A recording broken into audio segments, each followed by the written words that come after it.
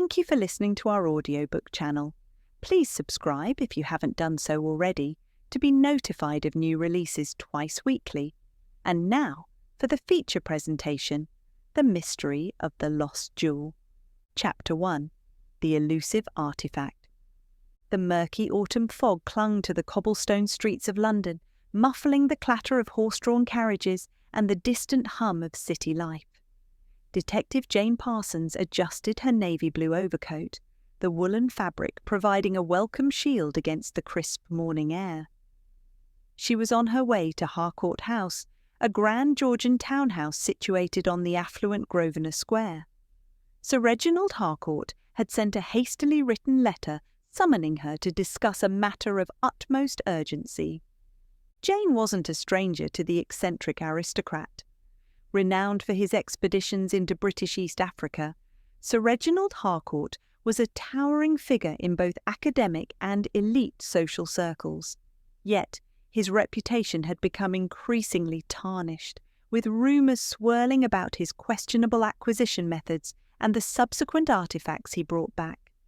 She couldn't help but wonder what could possibly have driven the man to request her services so abruptly. A uniformed butler with a sombre expression greeted her at the entrance and led her through the grand hall lined with animal trophies, mounted antelope heads, the stuffed pelt of a lion, and tribal artifacts encased in glass cabinets. The faint scent of cigar smoke lingered in the air, blending with the musty smell of aged leather.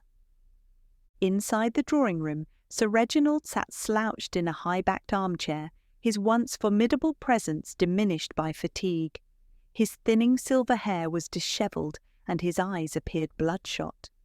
He gestured weakly for Jane to sit, his hand trembling as he reached for a half-empty glass of brandy. "Miss Parsons," he rasped, clearing his throat, "you must help me. My life's work, it's gone, stolen." Jane settled into the armchair opposite him, her dark eyes intent. "Calm down, Sir Reginald. Start from the beginning. What exactly has been taken?" Sir Reginald fumbled through a stack of papers on the side table before pulling out a faded photograph. It depicted a deep green gemstone embedded in a gold amulet, intricate patterns surrounding the jewel, hinting at its tribal origin. "This is the heart of the savannah," he explained, his voice tinged with reverence. "It's a ceremonial gemstone from the Kikuyu tribe, rare, magnificent, and steeped in history. I retrieved it from a forgotten temple in British East Africa. It was supposed to be the centerpiece of an exhibition at the British Museum. Now it's vanished." Jane arched an eyebrow. "Vanished? From where?" "From this very house," he exclaimed, running a hand over his face in despair. "I kept it secured in my private study. Only a few people knew of its presence. My assistant Thomas Blake, doctor, Albert Finch from the museum, and my wife Cecilia. No one else could have known." Jane noted the names carefully. "When did you last see it?" "2 nights ago. I was preparing the catalogue for the exhibition. I placed it back into the safe, locked it, and secured the room. The next morning the safe was open, and the heart was gone." "And there was no sign of forced entry?" Jane probed. Sir Reginald shook his head. "None. The windows were latched, the doors bolted. No one saw or heard anything." Jane leaned forward. "Who else has access to the study?" "Only Blake has the key besides me," he admitted, "but I can't fathom him being involved. He's been my assistant for over a decade, loyal to a fault." Jane remained silent, letting him continue. "I've received threatening letters," he whispered, reaching into his pocket and pulling out a crumpled note. Jane unfolded it carefully, reading the spidery handwriting. "Return what you have stolen from the land, or suffer the consequences." "When did you receive this?" Jane asked. "A week ago. I thought it was just some disgruntled academic making noise. I dismissed it. But now I'm not so sure." "What about Lady Cecilia?" Jane inquired cautiously. A pained expression crossed his face. My wife is distant these days. Ever since I returned, she's been preoccupied. She never approved of my expeditions, always said I was meddling where I didn't belong." Jane noted the tension. "Has she expressed any particular dislike for the artifact itself?" Sir Reginald hesitated. "Cecilia believes it's cursed. Said I shouldn't have brought it back. She refused to even look at it when I displayed it in the study." "Has she been home since the theft?" "Yes, though I hardly see her. She spends most of her time in her quarters or at her social clubs." Before Jane could inquire further, Thomas Blake entered, his expression fraught. He was a lean man, sharp features softened by a well-groomed beard, his eyes darting nervously between Jane and Sir Reginald. "You sent for me, sir?" Blake asked, his voice low. "Yes," Sir Reginald replied wearily. "This is Miss Parsons, the investigator. She's here about the theft." Blake nodded curtly. "If there's anything I can do to help Miss Parsons, please let me know. Sir Reginald is not himself since it went missing." "Did you notice anything unusual the night before the theft?" Jane asked. Blake furrowed his brow. "Just the usual routine. I locked the study and handed the key to Sir Reginald. I stayed up late cataloguing our notes for the museum exhibit. I didn't see or hear anything unusual." Jane sensed no immediate deception, but made a mental note to verify Blake's alibi. "Do you know of anyone who might hold a grudge against Sir Reginald?" Blake looked pensive. Well, his former partner, Leonard Gray, might. They had an argument over the last expedition. Gray believed the gemstone should have been left where it was found. He even accused Sir Reginald of desecrating a sacred site. Sir Reginald scoffed. "Gray is a madman, always bitter about my success." Jane glanced at Blake. "Is Gray still in London?" Blake nodded. "Last I heard, he was lodging at the Claremont Arms down near Fleet Street." Jane stood up, collecting her notes. "Thank you, gentlemen. I'll begin by speaking to Gray. Sir Reginald, do try to get some rest." As Jane stepped out into the foggy morning, her mind began to focus on the possibilities. The theft seemed too precise, too clean for an outsider. Someone close to Harcourt had to be involved. Chapter 2. The Claremont Arms Encounter. The next day, Jane Parsons made her way to Fleet Street. The Claremont Arms was a quaint but slightly worn establishment, its brick facade streaked with soot from the industrial chimneys nearby. The sign, a faded depiction of a galloping horse, creaked in the chill breeze. Jane wrapped her coat tighter as she stepped through the door into the warm, dimly lit interior. A musty scent of pipe smoke and stale ale filled the air. The landlord, a portly man with a bristly moustache, glanced up from polishing tankards behind the counter. "Good morning," Jane greeted, her tone cordial but firm. "I'm looking for a Mr. Leonard Gray." The landlord eyed her cautiously. "Aye, he's been staying here a fortnight. Keeps to himself mostly, but he's down for breakfast now, back corner." He jerked his chin towards the far end of the room. Jane thanked him and moved past the handful of patrons nursing their morning brews. In the corner, Gray sat hunched over a bowl of porridge, a tattered journal open on the table. His attire was rugged and travel-worn, mud-stained trousers, a threadbare coat, and boots that had seen many miles. His dark hair was streaked with grey, and his eyes had a weary, haunted look. "Mr. Gray?" Jane inquired, taking a seat uninvited. He looked up, eyes narrowing with suspicion. "Who's asking?" "Jane Parsons. I'm investigating the theft of the heart of the savannah from Sir Reginald Harcourt's residence." At the mention of the gemstone, Gray's mouth set into a grim line. "I've no business with Harcourt any more," he muttered. Jane remained unfazed. "And yet you two were once partners. You ventured into British East Africa together, did you not?" He shot her a glance, part wary, part bitter. "Once, until he became insufferable, always claiming the glory for himself, stepping on anyone who challenged his findings. "Did you know that the gemstone has gone missing?" Jane probed. Gray looked at her sharply. "Missing? Or conveniently hidden to drum up more excitement for his blasted exhibition?" "Sir Reginald is dead," Jane stated plainly. The spoon clattered against the bowl. "Dead? How?" "Poisoned. Just last night." Gray rubbed his unshaven chin, his brow furrowing. "If you're suggesting I had a hand in it, you're wasting your breath. I despised Harcourt, yes. But murder? No." Jane watched his reaction carefully. "When was the last time you saw him?" "A week ago. He came here ranting about threats. Said some of the tribe members from East Africa had followed him to London, seeking revenge for taking the jewel. Thought he'd gone mad." "Did you believe him?" Gray hesitated.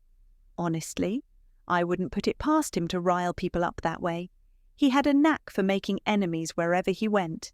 There was one man in particular, Kito, a local guide who warned Harcourt not to take the gem, said it belonged to the land." "What happened to Kito?" Jane asked. Gray leaned back, his gaze distant. "Disappeared. One morning he just wasn't at camp. Harcourt shrugged it off, saying Kito had probably been spooked by the tribal elders, but I've wondered if something more sinister happened." Jane made a mental note of the name. "Did Sir Reginald share any concerns with you during your last meeting?" Gray scoffed. "Only that he was terrified, kept muttering about shadows at his window. He asked me to help guard his townhouse. I told him I wanted nothing to do with his mess. He was already sinking into paranoia." "Where were you last night?" Jane pressed. Gray's face hardened. "Right here. Ask the landlord if you don't believe me." Jane noted the defiance in his tone. "Did you have any idea someone might steal the gemstone?" Gray shook his head slowly. "If anyone knew how valuable it was, they'd be after it. But only a few of us knew it was back in London. Me, Harcourt, Blake, Finch, and Lady Cecilia." The name of the estranged wife caught Jane's attention. "What do you know about Lady Cecilia?" Gray gave a bitter laugh. "A devoted wife at first, but Harcourt's obsession with his expeditions drove her away. She didn't care for the artefacts, called them bloody trinkets. But Harcourt insisted on cataloguing everything he brought back, even when the museum didn't want them." As Gray took a gulp of his ale, Jane pondered the new information. Just then, the door swung open, and a figure walked in, a woman dressed in practical attire, with auburn hair pulled into a neat bun. She glanced around before her eyes settled on Jane and Gray. "Dr. Anna Golding," Jane recognised, recalling her name from Sir Reginald's list of acquaintances. Anna approached cautiously. "I heard about Sir Reginald," Anna said quietly, her gaze fixed on Jane. "Is it true? He's dead?" "Yes," Jane confirmed. "Poisoned." Anna looked shaken, her hands clenching her satchel strap. "I warned him. I told him meddling with the Kikuyu relics would bring trouble. But he was obsessed. I never thought it would come to this." Gray interrupted. "You knew he was in danger?" Anna nodded, lowering her voice. "There were whispers among the Kikuyu that the gem was cursed.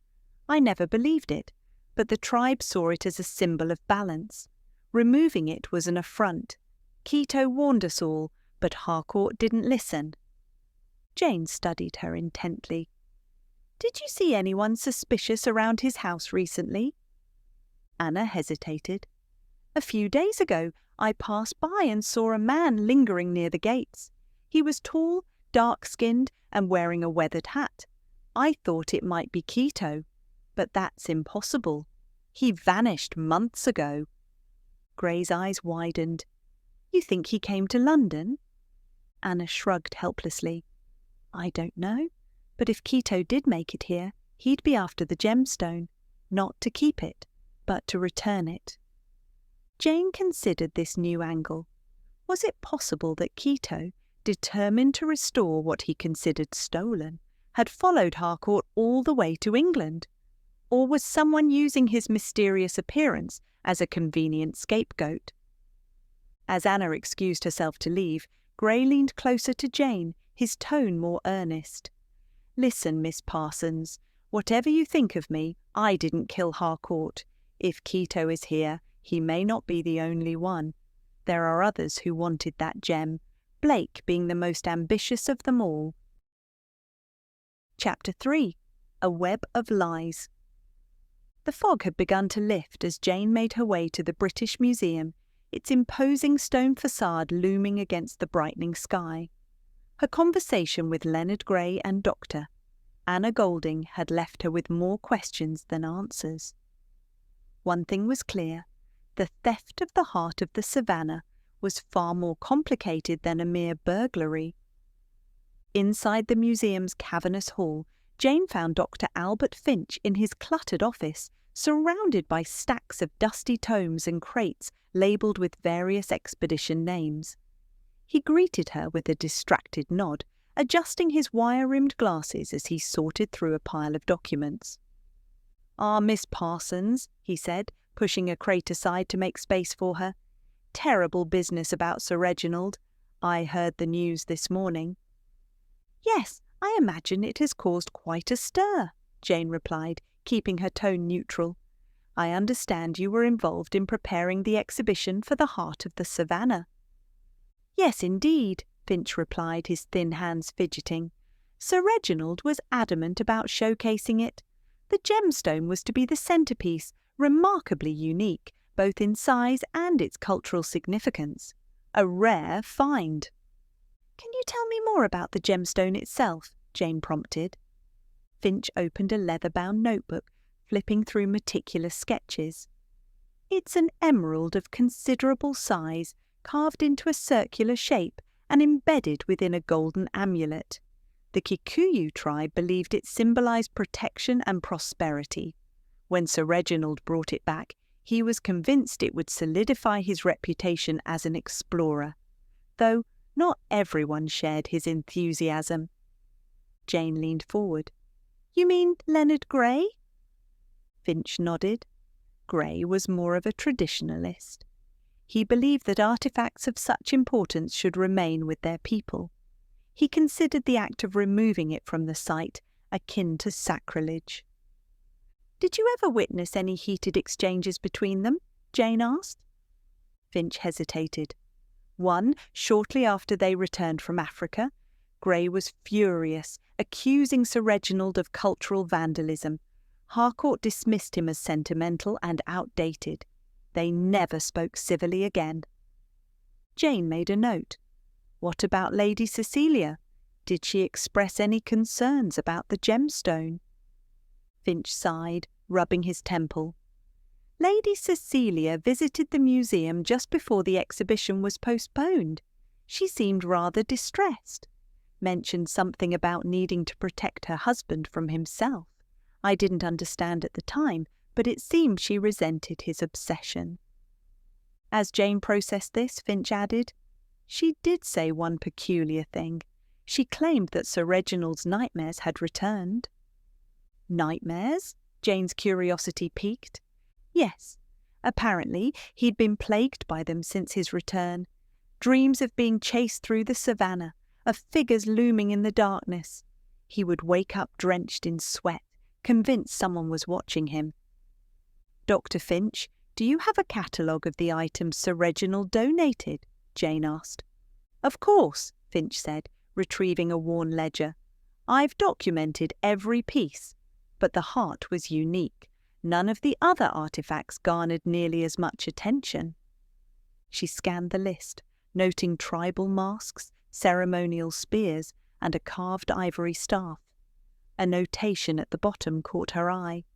"Savannah Collection, gift of Lady Cecilia Harcourt." "Why is Lady Cecilia listed as the donor for this set?" Jane inquired. Finch adjusted his glasses. Sir Reginald had transferred ownership to his wife before the exhibition was announced. I assumed it was a legal formality. Jane closed the ledger thoughtfully. "Did anyone else express interest in the gemstone?" Finch hesitated. "A collector named Morton Vance approached me, claiming he was prepared to offer a substantial sum for the piece. I informed Sir Reginald, but he dismissed Vance as a profiteer." "Where can I find this Morton Vance?" Jane asked. "He often attends the auction at Bayworth's in Soho," Finch replied, "though I doubt he'd admit any involvement." That afternoon, Jane made her way to Bayworth's auction house. The building was bustling with dealers and collectors haggling over art pieces and colonial relics. A stout, bespectacled man was overseeing the proceedings, and Jane approached him with her inquiry. "Morton Vance," the man huffed. "You'll find him upstairs. He's been buying up African artifacts like they're going out of fashion." She climbed the narrow staircase, finding Vance in a small lounge, sipping brandy while inspecting a carved mask. His greasy hair was slicked back, and his suit looked expensive, albeit slightly worn. "Mr. Vance," Jane began, taking a seat across from him, "I am investigating the theft of the heart of the savannah." His eyes flickered with interest. "Is that so? Quite the loss, I hear. Tragic about Harcourt, too, though not unexpected. You know how these explorers are, always meddling where they shouldn't." "Were you involved in the theft?" Jane asked bluntly. Vance smirked. "Bold accusation, madam. I'm a collector, not a thief. I merely inquired about purchasing it. When Sir Reginald refused, I left it at that." "You must have been disappointed," Jane remarked. "Of course," Vance replied nonchalantly. "It's a stunning piece, but I've no desire to cross paths with Harcourt's rivals. The way they've been sniffing around his affairs since his return. Well, it's not my business." "Which rivals?" Jane pressed. "People like Gray, for one, and that assistant of his, Blake. I hear they both think the gem belongs in some dusty tribal village rather than the British Museum. Nonsense, if you ask me."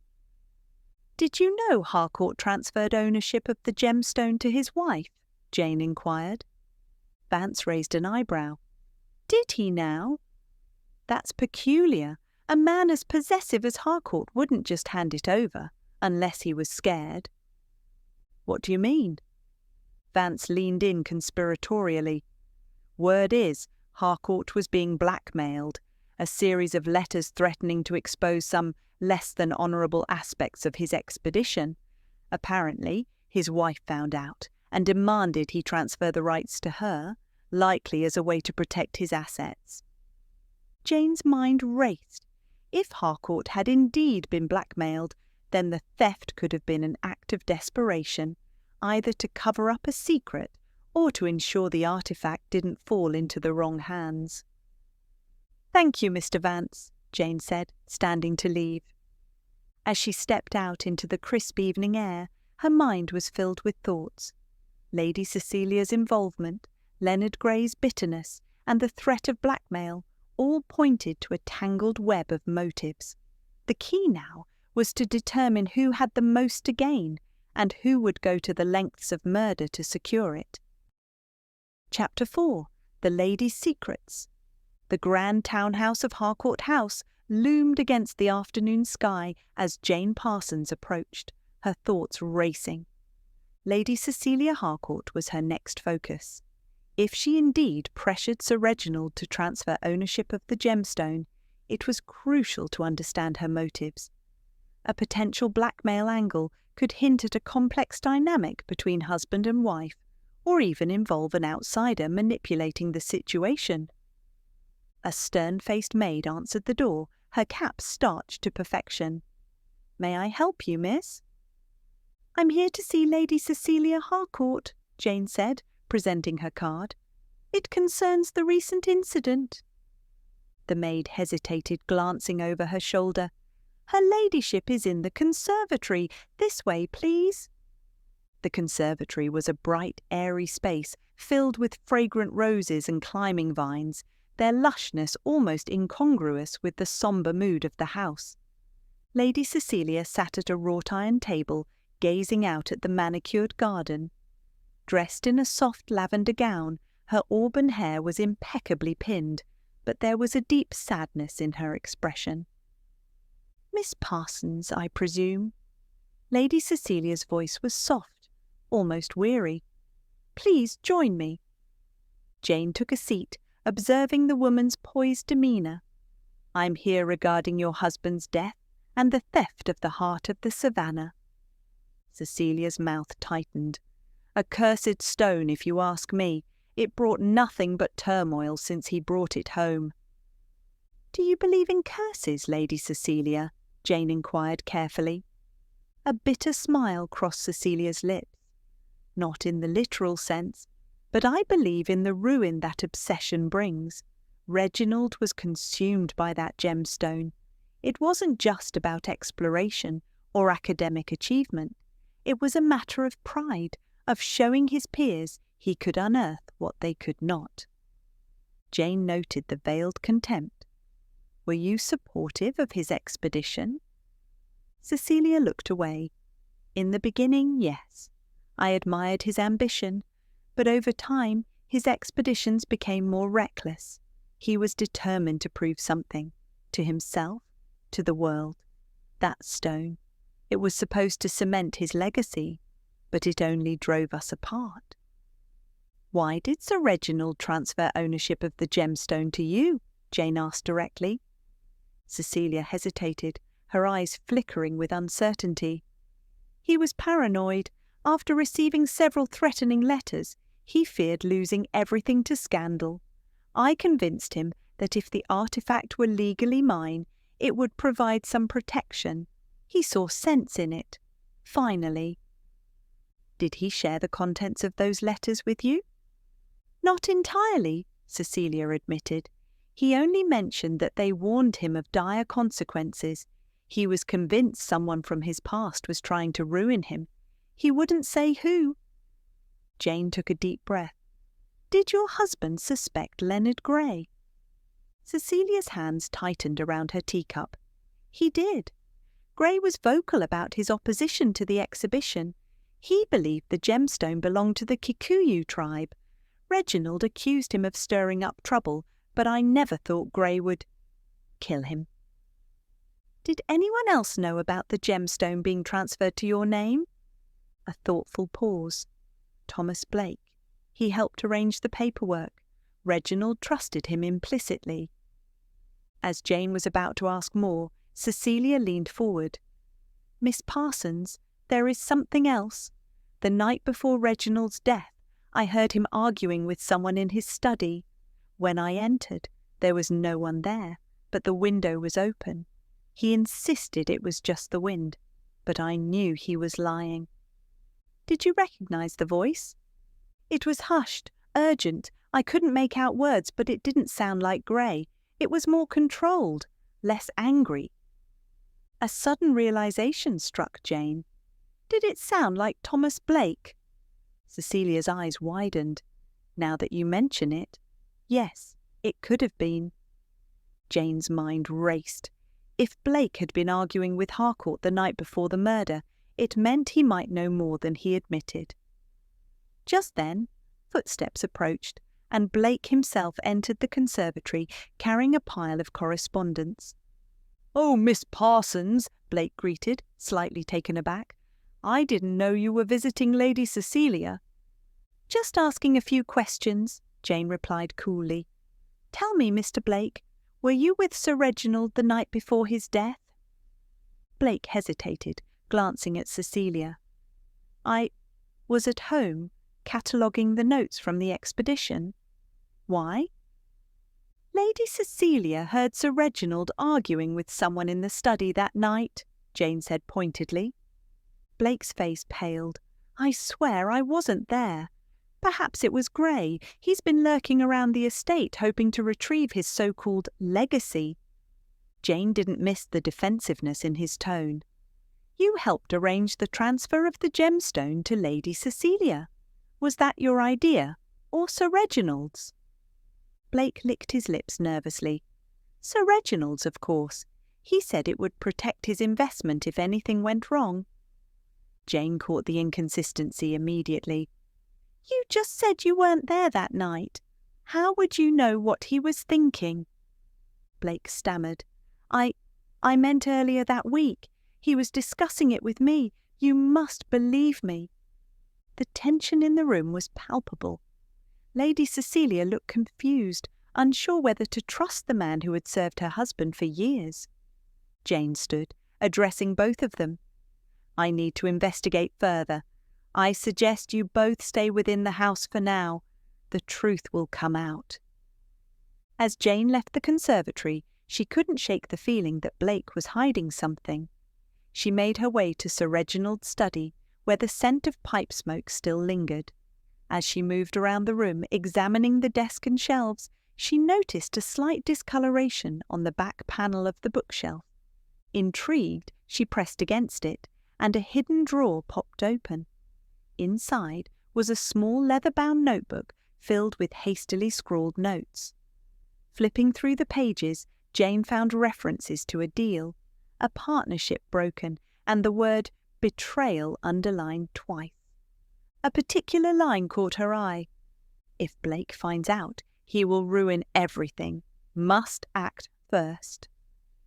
As she slipped the notebook into her coat, Jane knew she needed to confront Blake directly. Chapter 5. Secrets Unearthed. The late afternoon light streamed through the tall windows of Harcourt House as Jane made her way down the grand staircase, her mind racing with the implications of the hidden notebook. Blake's involvement now seemed more sinister, but Jane knew that confronting him too soon might cause him to bolt. Instead, she needed leverage, something that would force him to reveal his true intentions. As Jane reached the entrance hall, the butler, Mr. Hawthorne, approached with a reserved bow. "Miss Parsons, there's a gentleman to see you, a Mr. Morton Vance," he announced. Jane frowned. Vance, the ambitious collector she had spoken to at Bayworth's auction house, was the last person she expected to see here. She followed Hawthorne to the drawing-room, where Vance stood near the fireplace, looking out of place among the aristocratic trappings. "Mr. Vance," Jane said, keeping her tone neutral, "to what do I owe this visit?" Vance turned, his expression serious. "Miss Parsons, I thought you should know something. I've been approached by Thomas Blake." "Blake? What did he want?" Jane asked, her interest piqued. Vance adjusted his coat, as if still processing his own surprise. "He came to me at Bayworth's just after you left, offered to sell me the heart of the savannah, said it was for Lady Cecilia, who needed the funds to cover Sir Reginald's debts." Jane's eyes narrowed. Did he have the gemstone with him? No, Vance admitted. He claimed it was securely hidden until the deal was finalized. The price he named was exorbitant. When I pressed him on its authenticity, he grew defensive, insisting that only he and Lady Cecilia knew of its whereabouts. "Did you agree to purchase it?" Jane asked. Vance shook his head. "I wanted proof first, but something about the whole situation didn't sit right with me. Blake looked desperate." "Desperate?" Jane repeated. "Yes, like a man running out of time. I've seen it before. People who owe debts or are caught up in something bigger than they anticipated." Jane considered this. If Blake was indeed trying to sell the gemstone, it would mean that he either stole it himself or was covering for someone else. "Thank you for telling me," Jane said. Vance gave a curt nod and departed. Determined to unravel the mystery, Jane headed straight to Blake's quarters within the estate. Blake was hunched over his desk, scribbling furiously in a ledger. When Jane knocked, he jumped, nearly spilling ink. "Miss Parsons," he stammered, clearly flustered. "What brings you here?" Jane shut the door behind her, keeping her gaze steady. I just spoke to Morton Vance." Blake's face drained of colour. "Vance? What did he say?" "That you tried to sell him the heart of the savannah," Jane stated bluntly. Blake's hands trembled. "That's not true. I was only testing his interest. I thought if I could draw him out, I might learn who really stole it." Why would you take that risk? And why imply Lady Cecilia's involvement?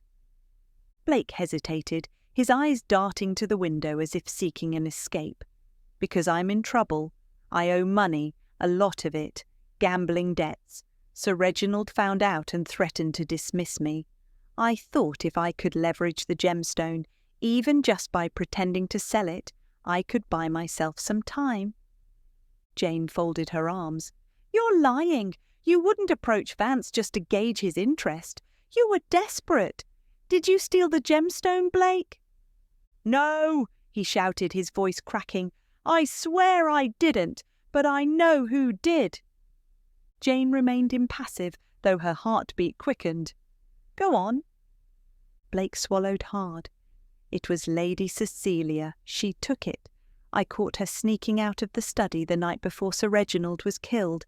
She was hiding something under her cloak, a small velvet pouch. I confronted her, but she threatened to accuse me of the theft if I said a word. I didn't know what to do.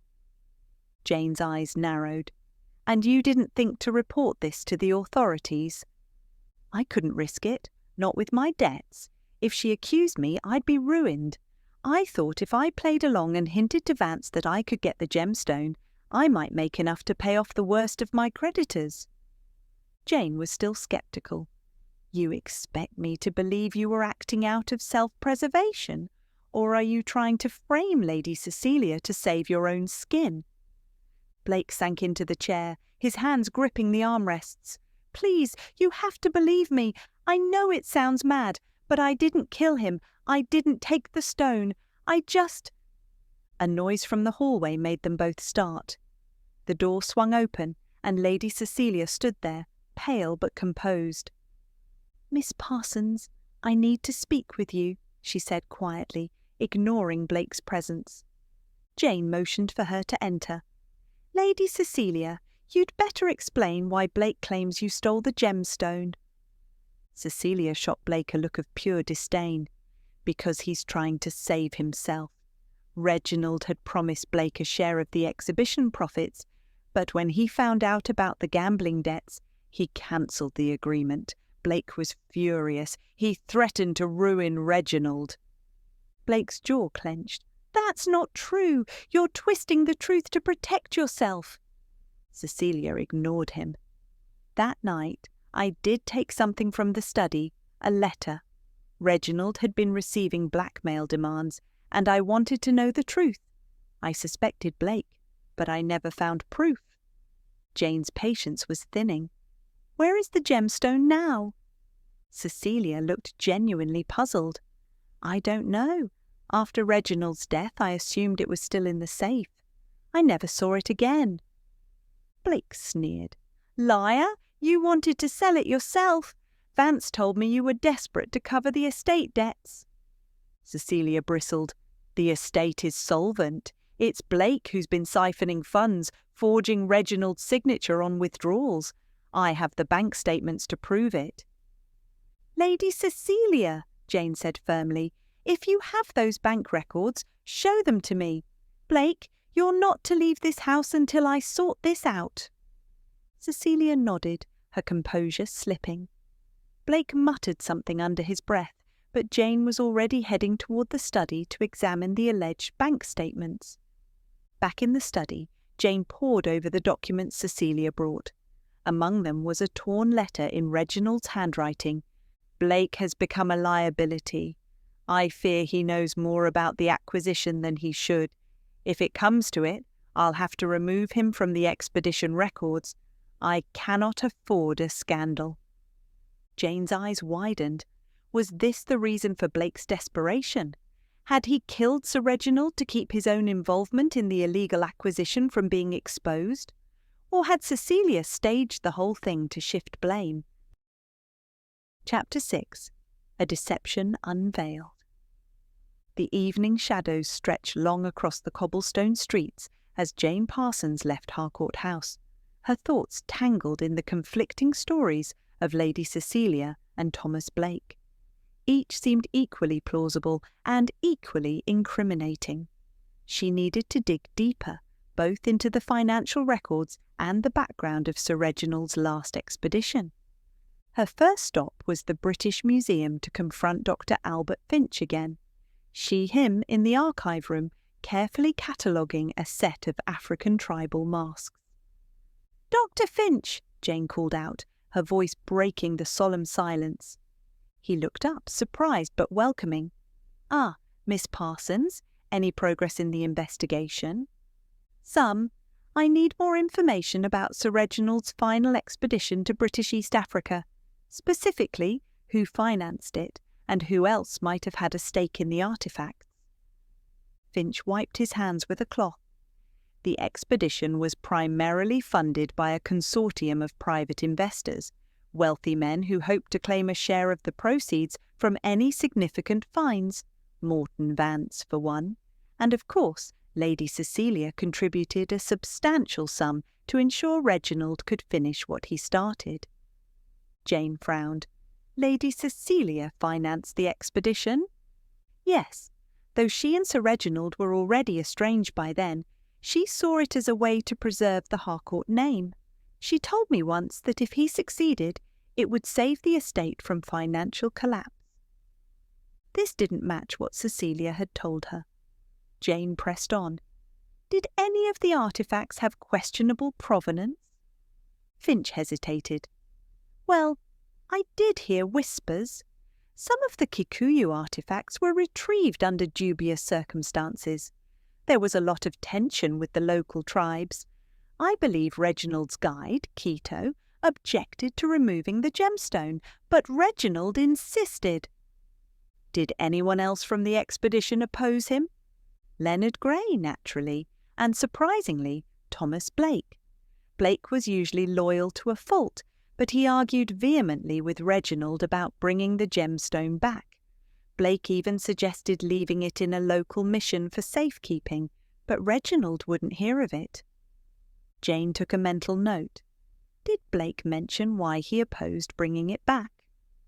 "Something about the stone not being what Reginald thought it was. I didn't understand the details, but Blake seemed genuinely troubled." Jane thanked Finch and left the museum. Determined to uncover more, she next headed to the modest flat Blake rented near the Harcourt estate. The landlord, a rotund man in a wool vest, seemed eager to help. "Oh, Mr. Blake, bit of a strange one, always in and out at odd hours, talking to himself sometimes. Last week he had a visitor, a man of dark complexion, dressed like one of those explorers. Spoke in a foreign tongue, too." Jane's pulse quickened. "Did you catch his name?" "Called himself Kito, I think. Didn't stay long. Blake looked mighty nervous afterward." The news was surprising. Kito, the guide who had supposedly vanished, was in London. Why hadn't Blake mentioned this? With the landlord's permission, Jane entered Blake's room. It was sparse but tidy, except for a stack of papers strewn on the desk. Among them, she found a letter addressed to Blake, written in hurried handwriting. "We cannot stay in London. They know. Meet me at the old boathouse by the river tonight. K. The old boathouse." Jane knew the place, a dilapidated structure by the Thames, where smugglers once unloaded contraband. If Kito was there, she needed to move quickly. Jane approached the structure cautiously, and slipping through a gap in the rotting wood, she peered inside. Blake was there, pacing anxiously, while a tall, dark-skinned man, clearly Kito, stood calmly, his hands clasped. "You should have left when I told you," Blake whispered harshly. Kito replied in accented English, his tone calm. "You were the one who brought me here. You said the truth had to be told. Now you fear it." "I didn't think Harcourt would end up dead," Blake hissed. Jane stepped forward and both men froze. "So it was you, Blake. You brought Kito to London to expose Sir Reginald's illegal acquisition of the gemstone."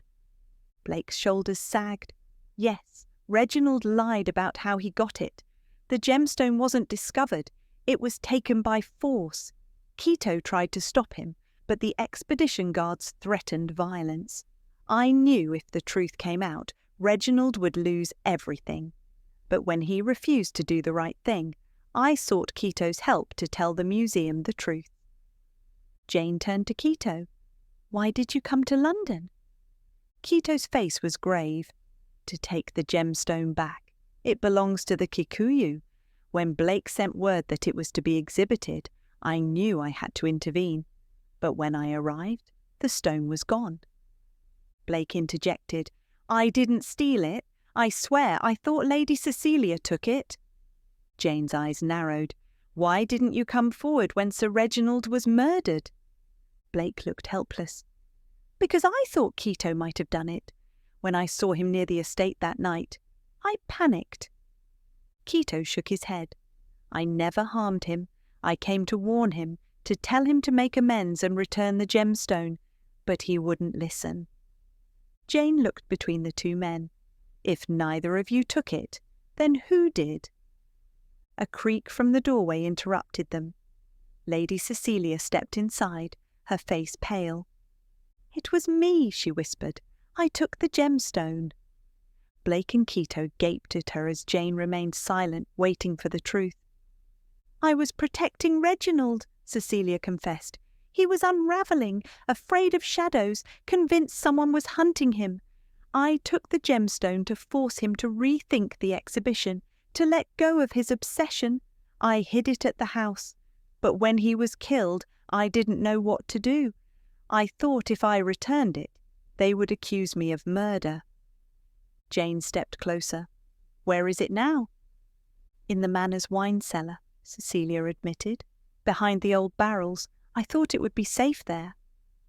Jane took a deep breath, processing the web of lies and half-truths.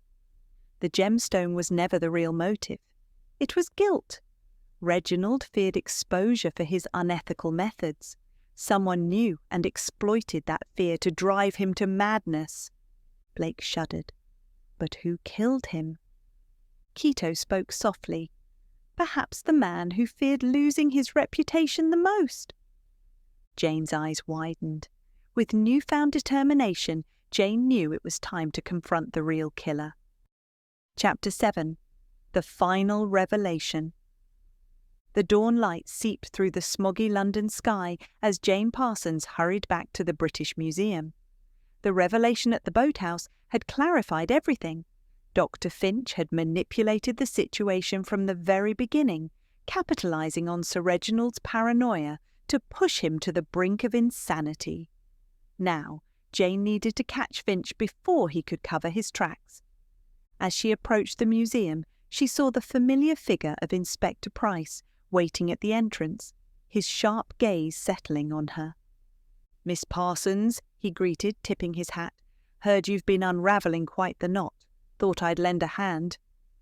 Jane quickly filled him in on the discoveries at the boathouse, the involvement of Thomas Blake, Kito's arrival, and, most importantly, Lady Cecilia's confession to hiding the gemstone. Price nodded, absorbing it all. "So the gemstone itself wasn't the reason Harcourt was killed. He was silenced to protect someone else's reputation." "Exactly," Jane affirmed. "And I believe Dr. Finch is our man. He would have known about the questionable methods Harcourt used to acquire the artifact. If it was revealed that the gemstone was stolen and not legally acquired, Finch's entire career would crumble." Together they entered the museum, moving swiftly through the hallways to Finch's office. To Jane's surprise, the door was ajar. Inside, papers were strewn across the desk, and the drawers were half open. It was as if someone had left in a hurry. The inspector scanned the room. "Looks like he's flown the coop." Jane spotted a crumpled ticket on the floor. Picking it up, she saw it was for the 5:15 train to Dover. Finch was trying to leave the country. Without missing a beat, Jane and Priss rushed to the nearest cab, instructing the driver to take them to the station. The platform was crowded with passengers huddling against the chill. Jane scanned the faces, searching for Finch. At last she spotted him near the third-class carriage, his hat pulled low and a suitcase clutched tightly. "Doctor!" "Finch!" Jane called, striding forward. He turned, his face paling as he recognized her. Dropping the suitcase, he bolted down the platform, pushing through the crowd. Finch darted around the corner, but Jane anticipated his move, taking a shortcut through a side passage. She intercepted him just as he rounded the bend, grabbing his arm. "Enough running, Doctor!" "Finch," she said firmly, "you've played your hand." Panting, Finch struggled, but couldn't break free from her grip. Price arrived moments later. "You're under arrest," Price growled, pulling out handcuffs. Finch sagged, defeated. "You don't understand.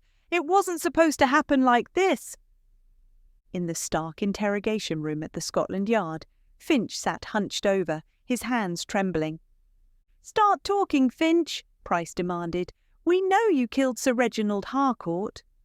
Finch looked up, his face gaunt. "It wasn't murder, not intentionally. He was unravelling, losing his mind. I just nudged him over the edge." Jane remained calm. "You mean you manipulated him? How?" Finch rubbed his forehead, guilt evident in his eyes. "When we returned from Africa, Harcourt was already a mess, plagued by guilt over how he took the gemstone. Kito's protests haunted him. He started receiving letters, threats about the stone's curse. He thought it was tribal revenge." "But the letters weren't from the tribe, were they?" Jane pressed. Finch shook his head. "Number I wrote them. I needed him to feel cornered. If he cracked and confessed, it would have destroyed my career. I'd helped fabricate the expedition's success, altered reports to make it seem more impressive, more legitimate. If anyone found out the truth, I'd be ruined." Inspector Price leaned forward. "How did you kill him?" "It wasn't supposed to kill him," Finch whispered, guilt-stricken. "I only wanted to sedate him, to calm his nerves before the exhibition announcement. I mixed a small dose of the kikuyu root extract into his brandy. It was supposed to make him sleep, not stop his heart." Jane recalled something Kito had mentioned. The root's potency varied depending on preparation. Finch had underestimated its strength. "You gave him too much," Jane stated. Finch nodded, defeated. "When I found him the next morning, I panicked. I left the bottle and the letters, hoping it would look like suicide brought on by guilt." "I didn't think it through," Finch said. "I was terrified. The gemstone, the scandal, it all spiraled out of control. When I heard that Lady Cecilia had hidden the stone, I thought someone else was playing the same game, trying to frame me." Price huffed. "So you tried to run?" "Yes," Finch whispered. "I thought if I could get to France, I could disappear. Start over." Epilogue. The truth revealed. With Finch in custody, Jane made her way back to Harcourt House, where Lady Cecilia awaited news. When Jane explained everything, Cecilia's composure crumbled. "I never imagined it would come to this," Cecilia whispered. "I just wanted Reginald to stop chasing that cursed legacy."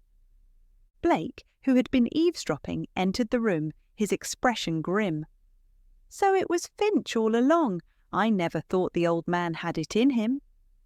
Jane gave him a stern look. "You're not innocent in this either, Blake. Your gambling, your scheming, it all added to the chaos. Be thankful you're not the one facing charges." Blake nodded, chastened. "I just wanted to clear my debts. I didn't want anyone to die." Jane couldn't help but pity him, despite his foolishness. Let this be a lesson. Greed and fear make for dangerous companions. The gemstone, once retrieved from the cellar, was officially returned to the British Museum under Lady Cecilia's name, but with a new plaque acknowledging its questionable provenance. The trustees, led by Dr. Finch's replacement, agreed to return the artifact to the Kikuyu tribe, honouring its cultural significance. As Jane watched the preparations for its return, she felt a sense of relief. The truth had surfaced, as messy and tragic as it was. Walking back through the London fog, she reflected on how the quest for glory and ambition had led to ruin. With the case closed, she headed home, her thoughts already drifting to the next investigation.